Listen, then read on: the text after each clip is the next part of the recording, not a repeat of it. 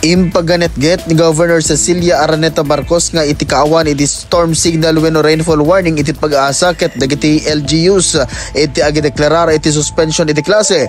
Dito ket kalpasan anarway nga estudyante iti nagsalsaludsod iti malimkalman pakasikdan iti cancellation of classes.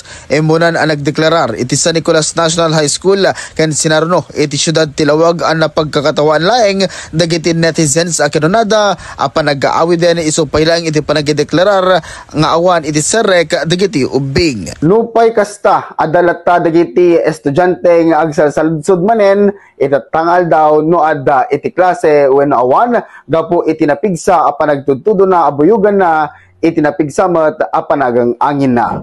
Para iti IFM News, Idol Lawrence Corpus Martinez, tatak, aremen.